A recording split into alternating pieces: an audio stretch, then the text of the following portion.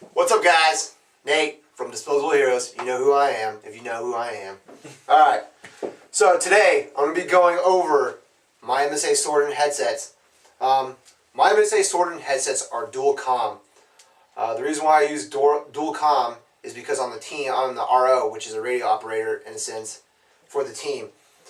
So during gameplay, I use two different radios at all times to keep me in communication with our team, which we use at XTS 2500 Motorola's, and then whatever radio the other team or other groups are using to keep me in contact with them. So they'll give me a radio and I'll attach it with my connectors that I have purchased online and stuff like that from eBay to help me use with their radio.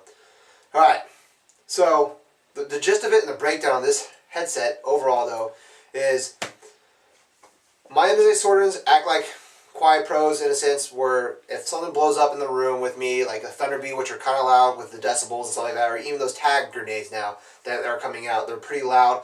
These act as ear protectors for me, so if something can't hit me in my ear, it doesn't going to hurt me at all. It also cancels out the higher pitched noises if something does go off in the room with me at the same time while I'm in there. Big pros about these during the whole entire time is I have the gel inserts, which I prefer. And I highly suggest that you get if you're going to run Swordens because they actually make it more comfortable to wear than the regular standard plastic hard singular ear inserts. These are very reliable pieces of gear during gameplay and stuff like that. If you go to local fields and stuff like that, this is considered ear coverage for you during gameplay, so you're allowed to use this to cover your ear. Also, while I'm during gameplay and stuff like that, if I'm wearing a helmet, which I usually do because that's what kind of our things are in our team, is with my Mitch that I wear, I'll fit it underneath with a single armband fitting inside. During the gameplay though, so it sits on my head, whatever's nice and comfortable, I don't have to worry about anything like getting in my way.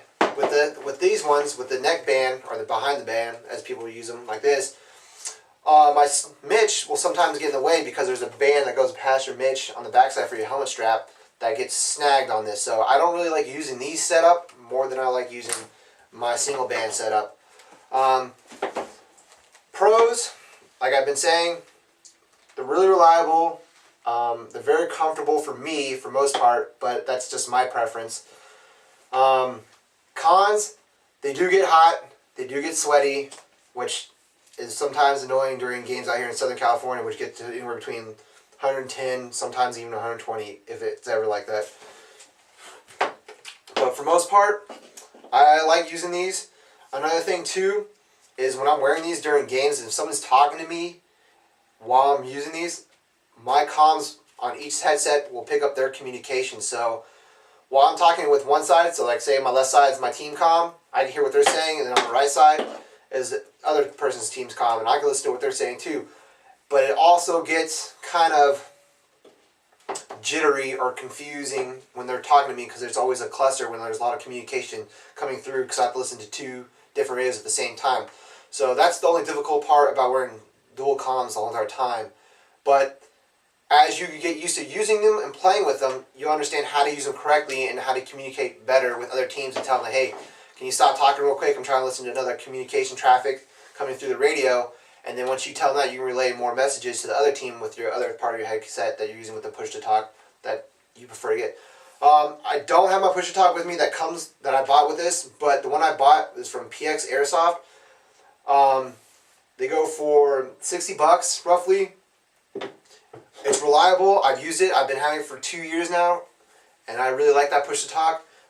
Think about getting another one here shortly so I can run dual Motorola's because I prefer the dual Motorola's because we have better distance of communications with those radios. But overall, I prefer my MSA Swordens over the Quiet Pro because they cancel all the noise just like the Quiet Pro, but they also provide ear protection at the same time, so I don't have to worry about, oh, do I have to go buy something else to protect my ears while during gameplay.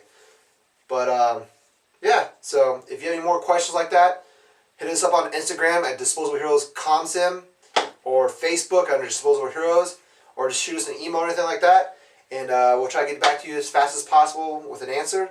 And I hope you guys like our video, and stay tuned for some more coming down the pipe. Catch you guys later.